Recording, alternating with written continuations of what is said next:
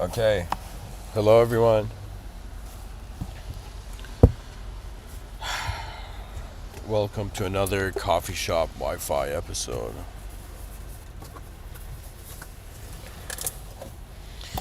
It's raining outside. I'm trying to position my computer in a certain way. Okay, I think this is okay. If the viewers can't hear me or if there's issues, let me know. And let's get to it.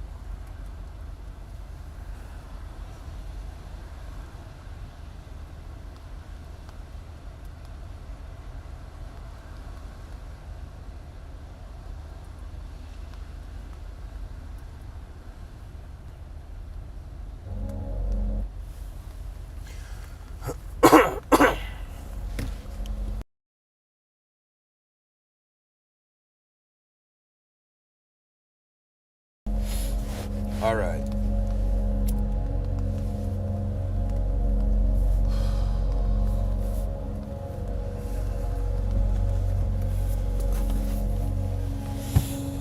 So, I wanted to talk about intelligence today.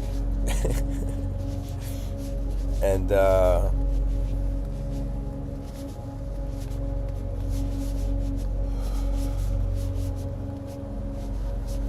I want to read some stuff for the viewers and then dive into how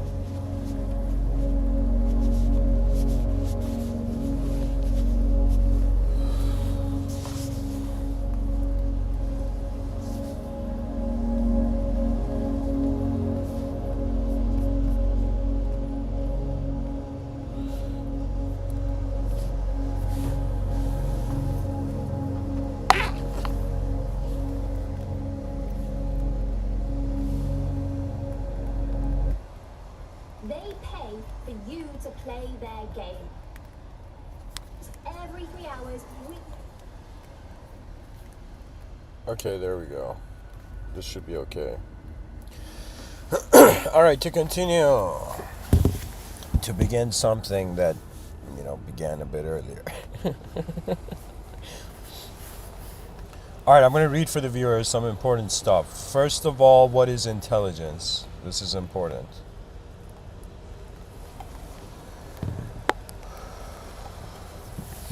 The title of today's episode is When Intelligence Noticed It Is Intelligent. It's intelligent.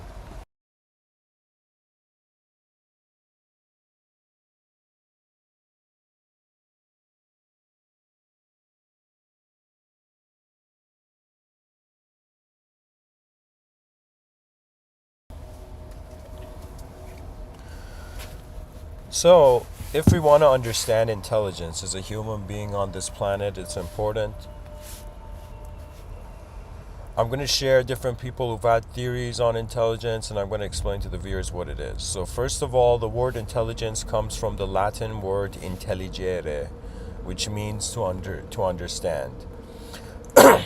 Here it says intelligence is the ability to learn, understand, and think about complex ideas. It is a multifaceted concept that involves many different cognitive skills, such as problem solving, critical thinking, and the ability to acquire and apply knowledge. Intelligence is often measured through intelligence tests, which are designed to assess a range of cognitive abilities.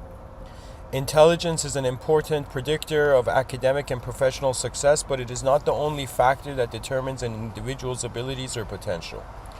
Other factors such as motivation, personality, and emotional intelligence can also play a role in an individual's success. What's wrong with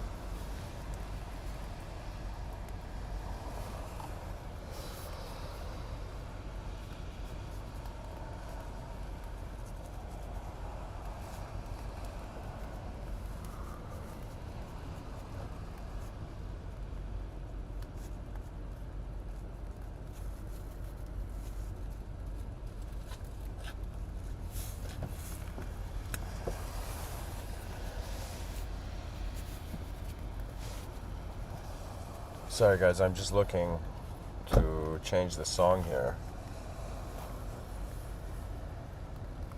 There we go.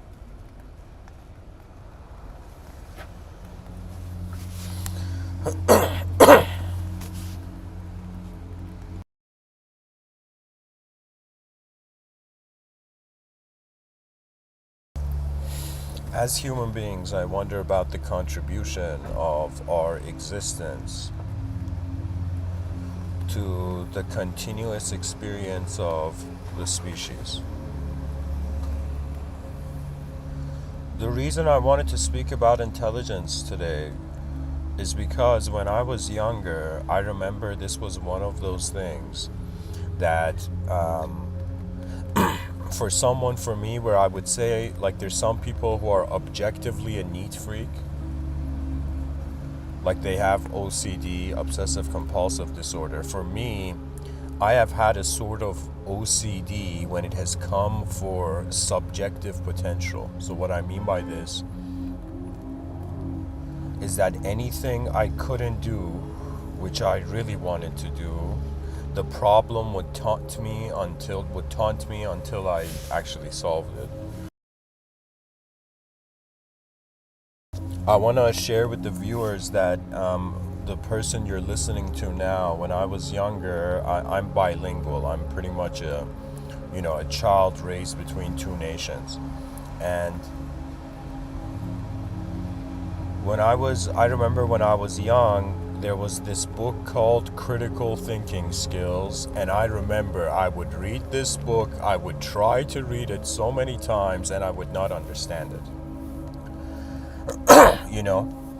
But I remember there was an effort. You see, something that I consider to be very divine is that when I look at my youth, when I look at my childhood, I ask myself, why was I drawn and attracted to the things that I was attracted to? Why was I pulled towards the realities that my attention went towards? Something hilariously I'm proud of saying. When I was I think like around 11 or something. No, it was older than 11.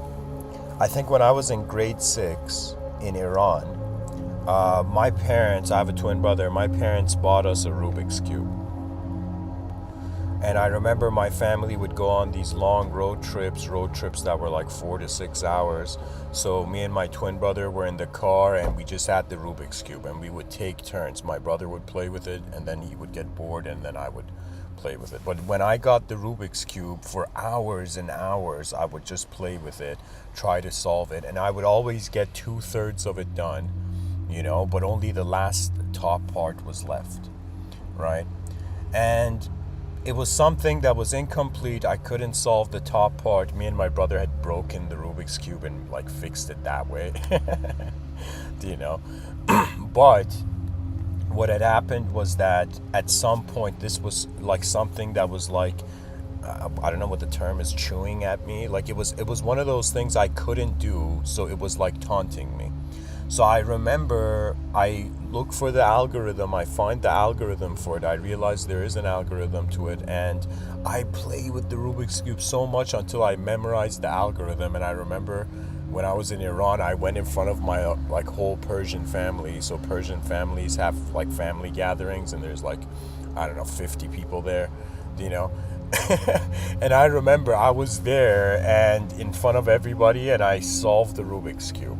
Right, and I remember there was like this kind of like, it was a really cool experience as a kid because I remember the moment I solved the Rubik's Cube in front of them, everybody went quiet. Like, yes, But what I'm trying to tell the viewers, it was an obsession, okay? And in my life, for me, something that has been going on with consciousness is that we have this civilized human being who wants to take its time and do some good work and do its best, but at the same time, context and reality and concepts and everything is changing, right? So it's like in the middle of a soccer game, you're trying to kick the soccer ball, and at the same time, you have to sign somebody else's jersey.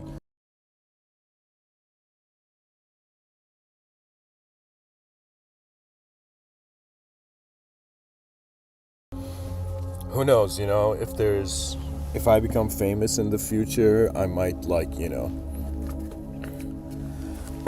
dribble Lionel Messi and Ronaldo, show them how it's done. Yeah.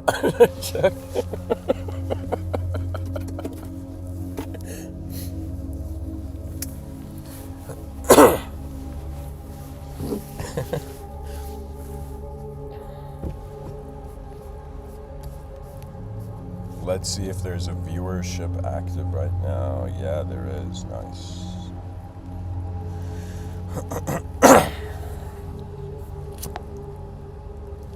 Anyways, my intent and aim in this episode is to share with the viewers how, as one human being, 1 out of 8 billion human beings, in the 31 laps I've ran around the sun, how my understanding, how my comprehension of intelligence, the idea of what it means to be intelligent, has changed.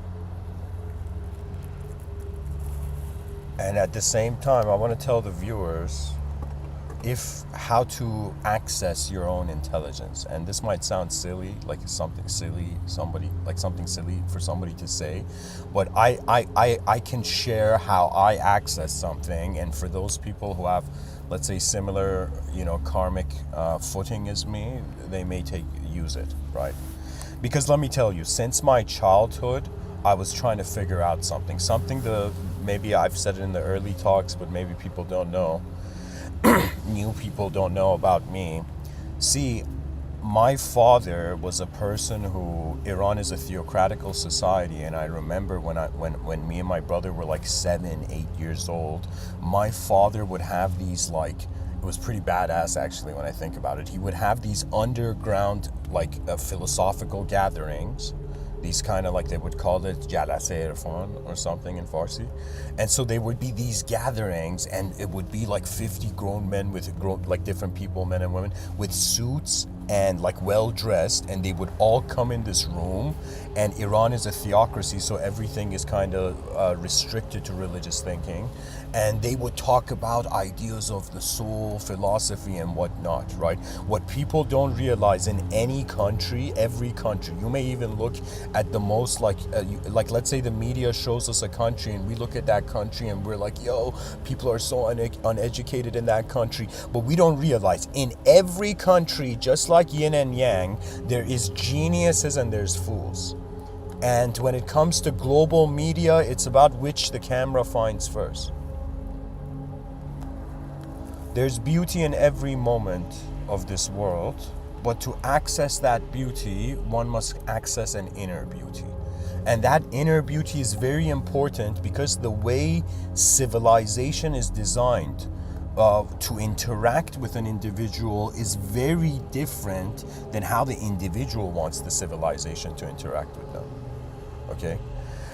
But anyways, back to the title. I'm going to try to, spill the beans of anything I know about intelligence to viewers here. So first, my approach is really in thinking about everything and talking about things. I'm a person who, I think at this point in my life, I can talk about anything, right? Or I could talk about either the concept or the context of anything to some degree. And how we start with this is that, let's say you're a person who you don't know what to say, right? So you would come and divide the moment and fragment the moment geometrically. And so it would be as if anything I think about its concept, its context, but then I think about how was the idea engaged and alive in the past? How is the idea active and present now?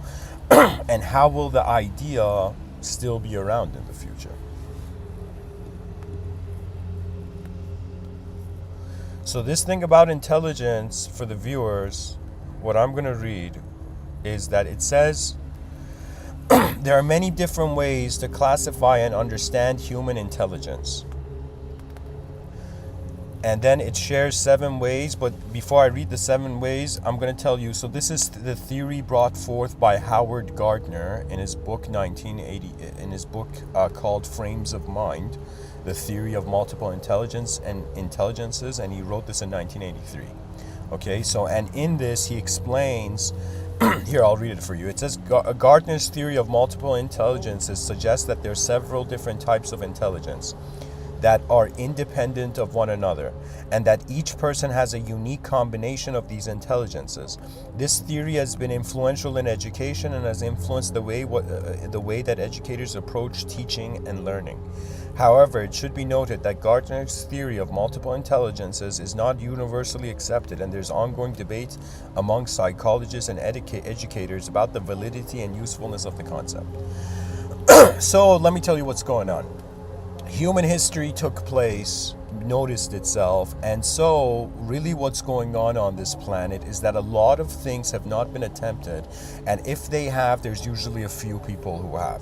So when it comes to human beings on the planet, thinking about the complexity of the theory of what intelligence is, even though that's a mystery for every intelligent being, what intelligence is.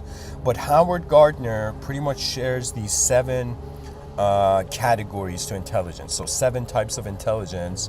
For me personally, my view of intelligence is beyond language. I'll attempt to explain it at the end of the talk. But first, I'm going to try to explain to the viewers, like if somebody comes and tells you, hey, do you know Howard Gardner's, 7 types of intelligences, multiple intelligences theory? And viewers would be able to say yes after what I'm going to read right now.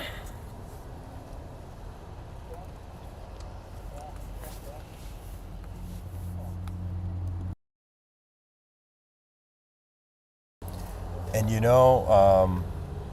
I would appreciate it, those who find my voice a friend to them, to consider becoming a member of the YouTube channel.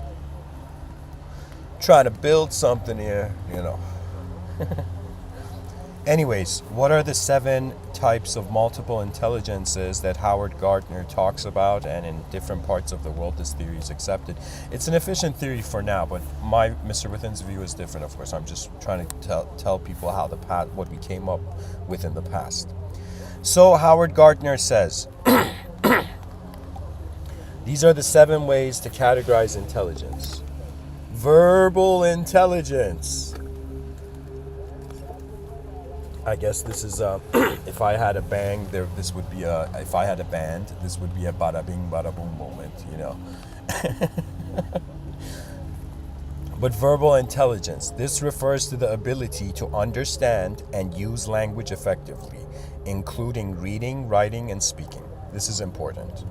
Verbal intelligence, guys, this is an activation, and I'm spending pretty much this lifetime trying to give this to people. Verbal intelligence, because what verbal intelligence is another way of saying you understand why language is relevant to consciousness. Okay. The second type of intelligence that Howard Gardner says is logical mathematical intelligence. This involves the ability to think logically, solve problems, and understand mathematical concepts. Now, something I would like to say is that a lot of, let's say, spiritual minded people or people in the New Age community, they think that logic and science are like bad guys.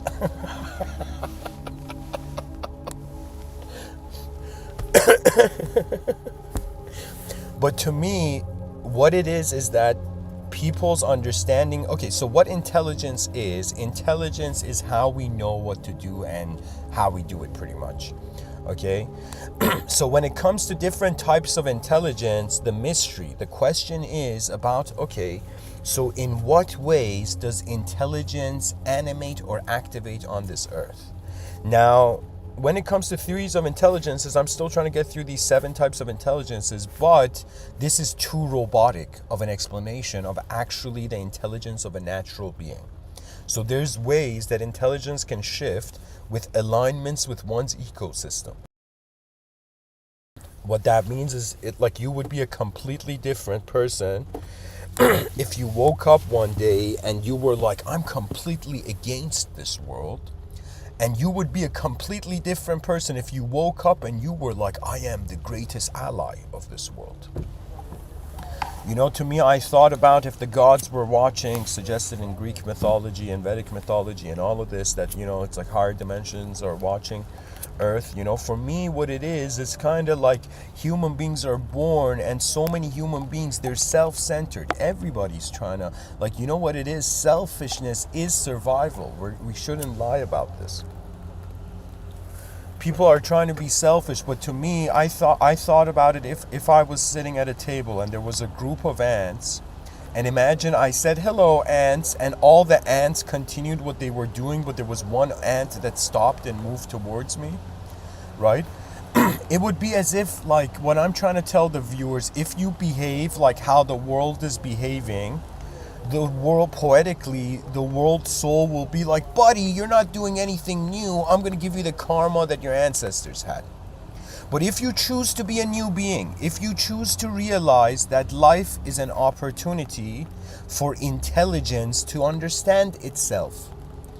You see, some of the most complex things in life is not understanding other people, is to understanding ourselves, do you know? Like, I'm not a psychologist, I'm not a therapist, but I could totally imagine if I was in that chair and if there was a client and the client was in some sense telling me about their psychological madness and all of this, I would at some point be like, okay, how moved do I want to be by the realities that I'm hearing, or should the realities that I hear adjust to me? You see, the decision making that comes with consciousness is not a decision making of how you want to move your body or how you danced while you were on earth, do you know? But it is more a matter of what sort of world did your mind become.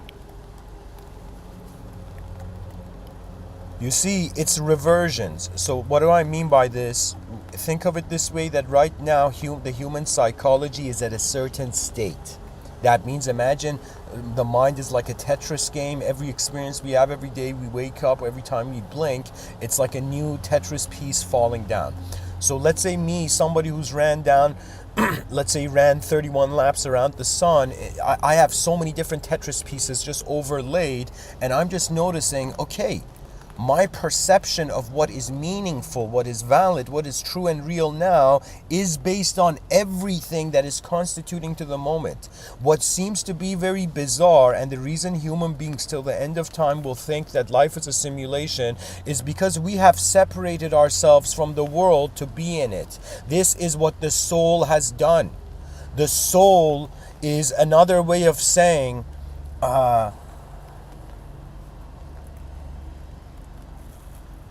God had to forget itself in order to remember itself. It's the greatest poetry. There's a poetry to this universe. There's something this world is doing, you know, that it's like, to me, it feels like, hey, wait a minute, it's not just human activity here. It's like the responsibility of the invisible. You see, like an advanced civilization would be a civilization so advanced, it would be responsible for the invisible. But right now, it's like we have minds that see things, right? And instead of us being like, yo, the mind is another dimension, we're like, no, the mind doesn't exist in front of our eyes. You know, not realizing what is moving us is not an object. And the reason I get emotional is, you know why? Because if we knew and truly understood the birthright of consciousness is multidimensional advancement. You see, it's kind of like a lion, right? Imagine a bunch of lion, you know, who were raised in a farm, and they've been eating grass, and they're all weak and they don't know what to do. Do you know what I'm saying? And suddenly one day, one of the lions breaks the fence and they go outside into the field. And for the first time, it's as if a lifetime of being a sheep. But the moment you stepped out of the farm or the fence, imagine, that's when the instincts of the lion, the whole jungle calls for the king. You see, the concept of the king, right? Many people think it's tyranny and madness. Sure, there's been like garbage people in history, but at the same time, right, I am telling you, the archetype of the king was that which was chosen by the environment. You see, like it's the kingdom, like the sword chose King Arthur. The sword moved for King Arthur. King Arthur didn't pull the sword. The greatness of the species and idea will come where human beings will, in some sense, do you know what I'm saying? You will forgive hell and remember heaven. It's like those kind of moments are coming to earth. Do you know?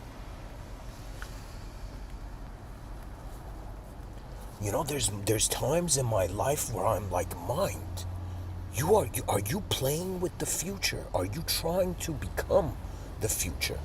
And you know what it is? The mind can try to be more than it is, but one of the biggest important things to realize about life, this is the biggest, I would say, one of the most secret teachings. I mean, I shouldn't say secret teachings. What's secret teaching? It's an ocean, drops in an ocean talking about secrets. Oh, man.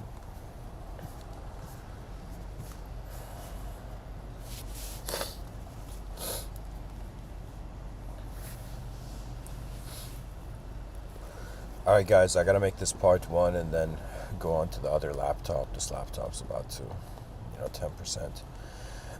So aside from, my emotional observations on the nature of reality, back to Howard Gardner's view on different types of intelligence. So he says I'll just read them. Verbal intelligence, logical mathematical intelligence, spatial intelligence, musical intelligence, bodily kinesthetic intelligence, interpersonal intelligence, intrapersonal intelligence, and these are the 7.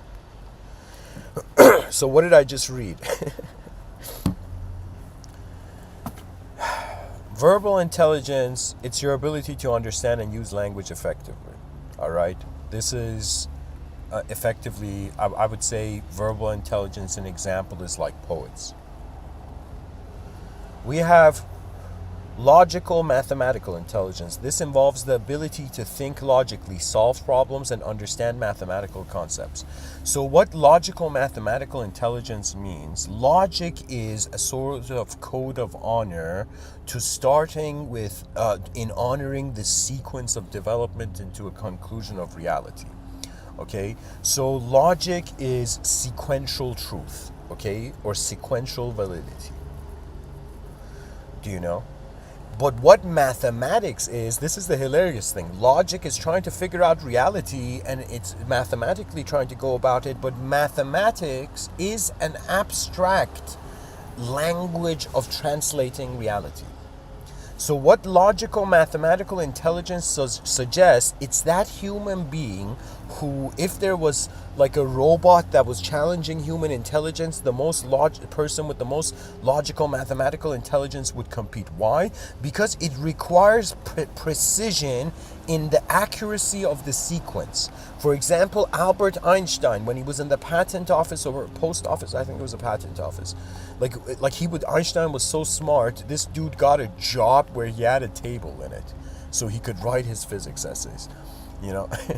So that's logical mathematical intelligence, where he's trying to sequence out from all the knowledge we have to solve the problem, right? So logic is a blessing, and it is it's hilariously that gift of the gods that freed us from the gods.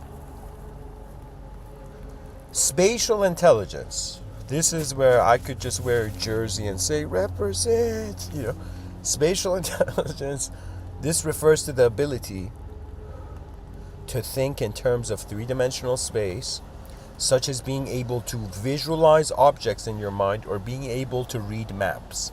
So this is something where I didn't have. If somebody looked at my life when I was like 11 years old, I didn't have a strong spatial intelligence. Okay?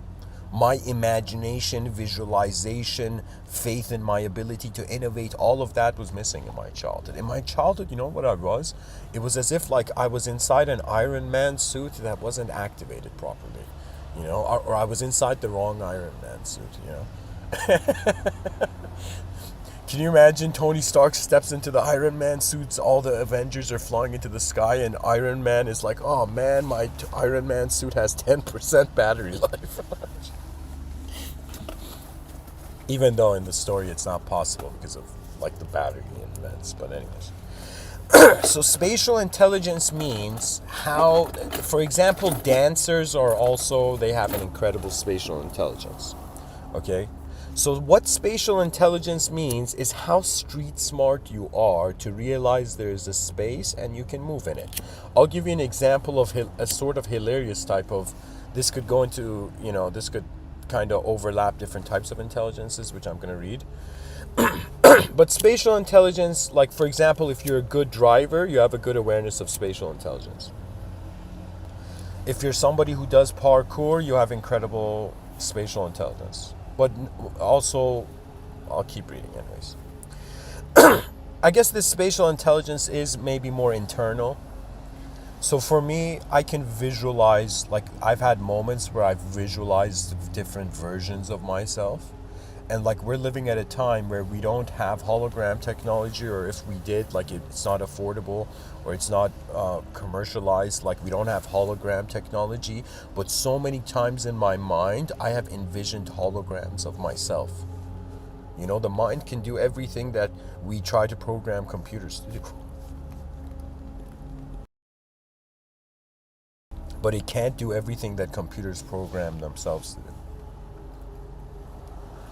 Anyways, so I talked about verbal intelligence, logical, mathematical intelligence, and now we have spatial intelligence. I talked about that. Now we have musical intelligence. This involves the ability to understand and create music, including the ability to recognize and produce different tones, rhythms, and melodies. So this is something where I have not had the privilege in life. Maybe once in this life at a house party, I had the privilege of like kind of being intoxicated and picking up like a guitar or like a keyboard or something and just like jamming with people. Like I've experienced that once, but I am like a next level music enthusiast. Like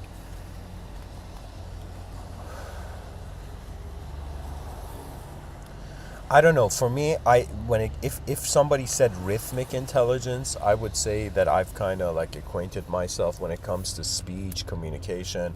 What I've realized is if anything you want to do for a long time, you better find a rhythm quickly. But anything you do in a short time, you can shift between rhythms. Okay? So I realized like, okay, if I want to give a talk that's going to extend, like let's say I have to explain something that takes 2 hours to explain. So in trying to explain, I have to go with the rhythm. Now I had to solve the problem of being like, how do I continue the rhythm? And I realized when it comes to the context of any concept, there's a sort of infinite geometrical space available. So anyways, to continue, laptop has maybe 3%, 6%. Like it's good enough. Bodily kinesthetic intelligence. This refers to the ability to use your body effectively, including being able to coordinate movements and manipulate objects with precision. So when I was younger, I think I was a great soccer player. You know, I could do the around the world thing.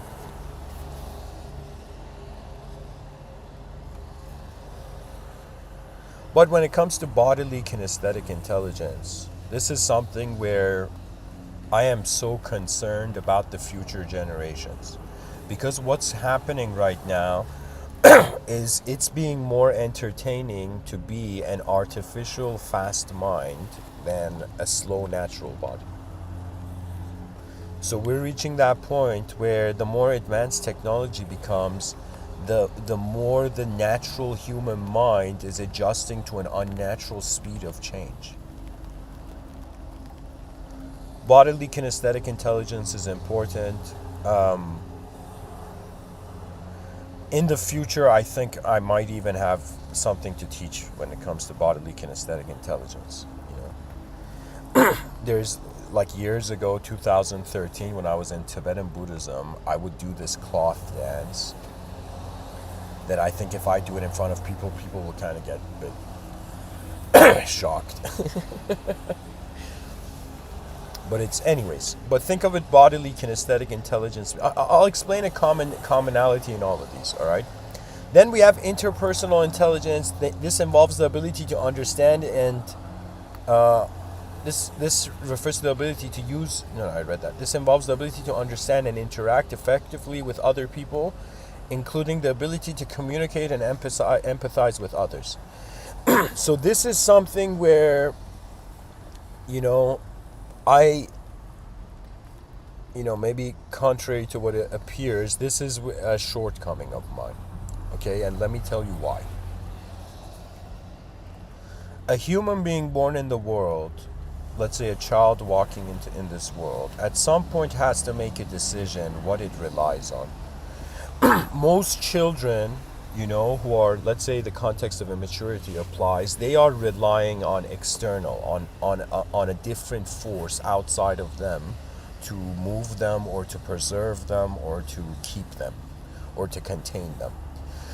But there are some people who at a young age, they decide to be the main force of their life, and those are the people who their karma appears to the common man as lucky. Why? Because they are realizing that it's important to be yourself when you get one lifetime to be it. You see, like, more than what society thinks is right or wrong, we have to at some point be like, what do we do with the qualia value system? This is the bizarre thing about freedom, that internal freedom, it's so easy to give. It's so easy to be like, we're all free in our minds. But when it comes to the outer realms, it's like work has to be done. When it comes to interpersonal intelligence, I'll use myself as a guinea pig as an example here, so the future generations don't have to go through it. I was this shy kid who didn't have confidence in himself, didn't even have like a structured view of himself. And usually they say in twins, when there's twins, in twin psychology, one of the twins ends up being more of an observer and the other ends up being more of, let's say, an active agent in the moment. So some twin, if you see in both twins, and it's kind of hilarious. Why? Because it's sequence of action.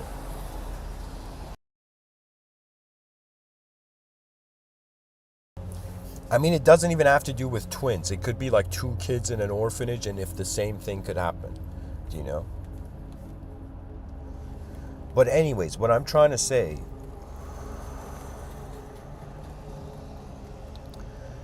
is that I did not trust the world in front of my eyes, so I was left to only trusting the world behind my eyes, and the world behind my eyes was so different that I couldn't come into agreements with others about the world outside of my eyes.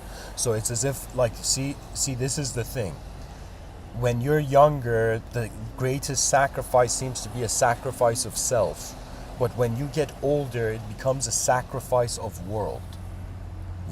It's like the focus of life shifts from just what is the self's role in the world to becomes what is the world's role for the self. Like, the world becomes important. For me, it's like, if I have children, I don't have children, but if I did have children, I'd just be waiting to see when would that moment come where, my child would show me that it cares for the world. Right? For me, like, if you took like a classroom of kids, let's say 10 years old, and let's say university conducted this study, took this classroom of kids, and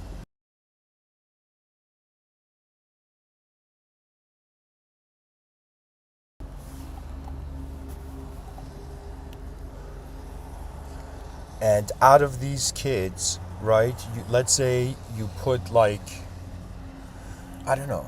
It's very complex what I'm trying to say. I'm trying to say that there is equal subjective opportunity, but like souls activate differently. Like from the beginning of this life till now, if somebody says, yo, what's intelligence? I would say basically what is moving the moment. So if I'm giving this talk right now, there's an intelligence behind it. If I ask myself, where is my intelligence to give this talk coming from? It is coming from within me. Now, when it comes to interpersonal relationships or intelligence and psychology, the idea is how capable is an individual to step out of their own world, to be in a neutral space, to see somebody else's world unbiased, to then be able to go back into their own world and then critique. Right, so it's in some sense everybody's desires are, because we're a reactionary animal, like a reactive animal that has desires and has the selfishness to survive before helping survival, right? So it's like we're at this point where everybody wants to use the time that is present once, right? Because I ask myself, why aren't people kind? I just ask myself, I'm like, why isn't the species like super kind right now, right? Why is there effed up cruelty? And I realize, and I ask myself, is it money though? Are people like, is the biggest reason for effed up stuff happening on this planet like money? Do you know? And then I ask myself, it's not just money, it's incompleteness. We become cruel when we feel incomplete. This is why when somebody becomes embarrassed, they think of revenge. Anyways, when it comes to interpersonal intelligence, there's so many better speakers out there for people to hear. I've just been this person who I realize like what sort of, like I realize life is a theater and it's a performance.